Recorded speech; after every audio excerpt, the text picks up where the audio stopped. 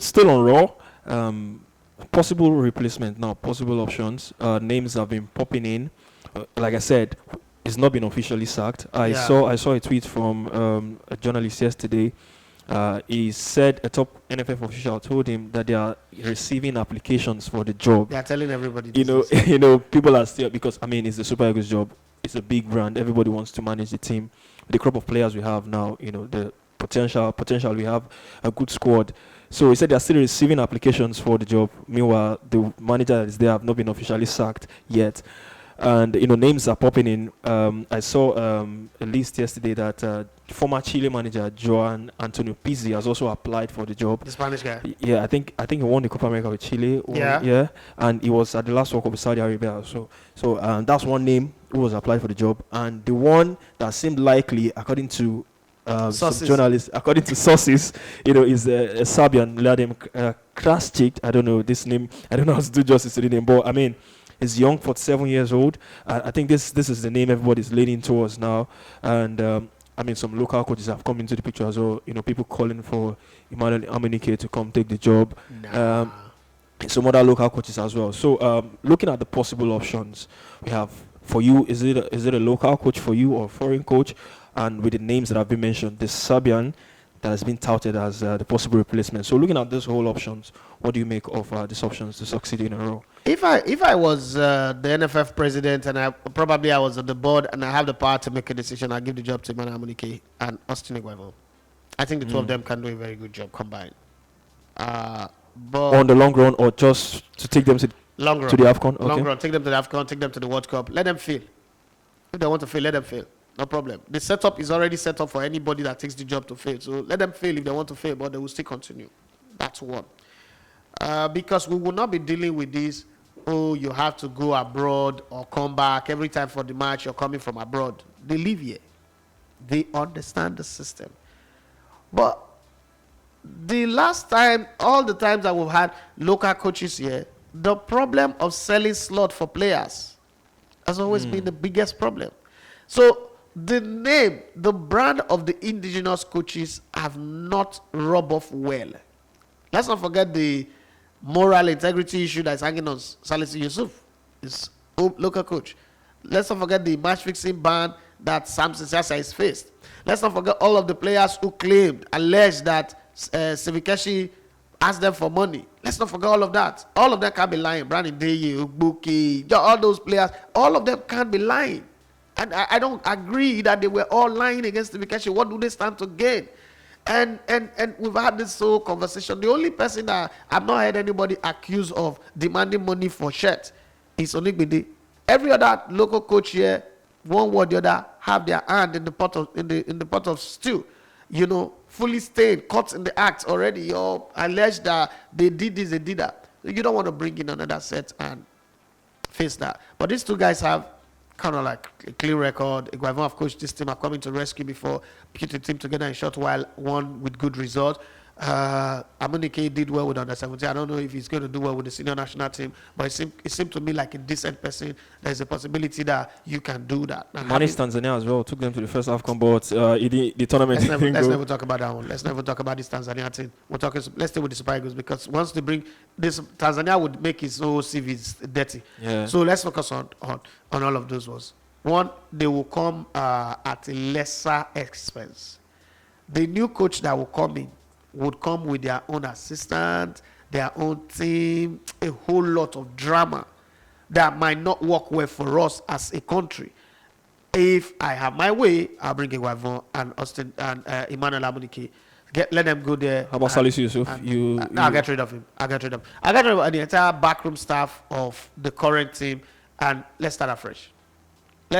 Maybe leave Ole Aloya go, but the entire backroom staff, I'll get rid of them. Joseph Yobo, have no business to do there. All of those guys, get them out of this team and then start afresh. The reason why I would like to start afresh is Nigerians like to sabotage themselves. Okay? So if you put the old squad and then you start bringing some new players, these people that are here, they'll become the warm, they would start, leaking out information, start causing problems, and you don't want that to happen. People have not learned the act of being professional enough in this part of the world. So I would get rid of the entire backroom staff, bring in new people, negotiate at a comfortable rate that we'll be able to pay, and then get it going. Unfortunately, the same coaches will now start the process of being 5, 4, 6 months, and then when that happens, they will go to the press and start lamenting. Rohr didn't do that. That's another advantage you have with Rohr. Rohr was not the guy who was making trouble, making noise about payment or no payment. It was even the press that was like, pay this guy, you're owing this guy. Rohr didn't come out and make noise. He didn't do drama. Some coaches in Nigeria, you owe them for 2 months. I'm not supporting owing people. You know my position about that. But I think all of those drama is some of the things that the NFF is considering because they don't have the cash in hand. They are banking on companies that would sponsor the payment. By the end of the day, if the companies don't come through like we saw with, I tell you, what do? You're going to struggle. So let's see how it goes, but I'm up here. I'm not going to nominate anybody, whether it's the Krasny guy, the Serbian guy, or the Spanish guy, the Spaniard. All of these guys wants to go to tournament. They were not interested when we needed a coach in qualifying. They just want to go to tournament, add it to their CV. There are CV coaches like Rafa Benitez. I don't think it is good. If we want to damage our football and want to go back to the basis, let's give it to the indigenous coaches. There is a Mana Munike there, there's a Guavon there. Let's get them to do it. But unfortunately, the problem with that is you're taking a risk of people collecting money because agents will flog them with plenty calls and give them money to pick players. And sometimes when you're owing somebody, it is almost irresistible. It's almost impossible for them to say, no, I don't want to take money or I want to keep my name intact. It's almost impossible. Do you think they will be able to manage the dressing room, the indiscipline issue? I mean, there were talks that Rohr lost the dressing room, the indiscipline in the team. So do you think the likes of Emmanuel Amunike and the government will be able to manage that properly? That is sitting here, I will handle that Super Eagles dressing room.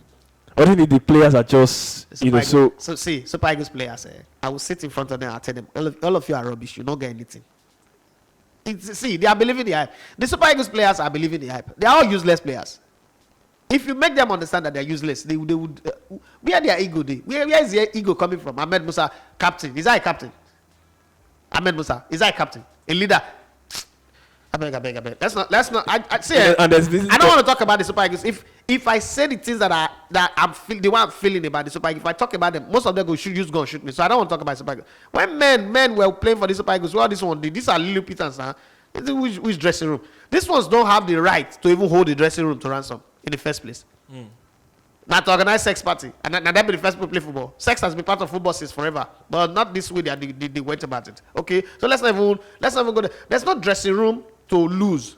The Super Eagles does not have a dressing room to lose right now.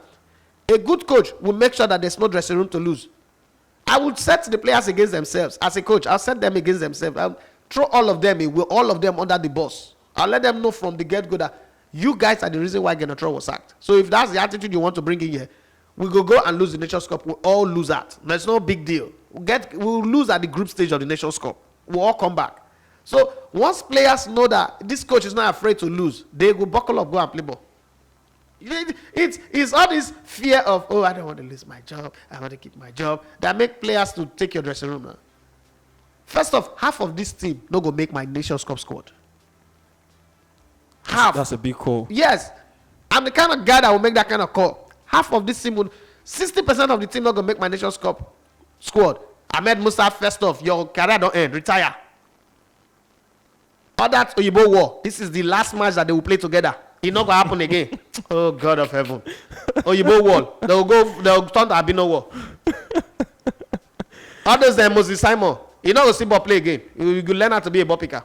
He's been playing the ball too much. He will stop playing. It's just, turn the team on its head.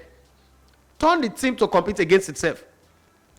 They say if you want to kill a dragon, let the dragon head bite the tail. Set the team on itself. Is that not what Vesterhoff used? Do you know that the squad of 94, till today, they are still enemies? Till today, they are still enemies. They still don't. Oh, Lord. We shot a podcast which day? People were healing on the set of the podcast because of the assumption that different people carried in their mind that now you talk to me, they know they play me for match. Now you talk to me, they know they pick me. Oyibo will do that one, don't go since. Nothing works better in Nigeria if people like them Tinubu, them Buhari, them Obasanjo use it and they use it well. Nothing works better in Nigeria than divide and conquer. The worst thing you can ever do in Nigeria is to think that you want to bring people together and create harmony. Harmony does not work in Nigeria. It has never worked before. The British people used it very well. If you want to lead Nigeria, use divide and conquer. Set Nigerians against themselves. It's what works. Adaptation, you go to a places, you go to anywhere and you find out what works in that place and you use it to your advantage. If I'm a coach, I will set the players against themselves. Only they go to gossip the issue that they give me. They're not going to they're not going to see that unity to set sex party, sex orgy, lose focus. If they come now prayer, they're going to pray. Fellowship now they're going to do. You are listening to Elegbete TV Radio.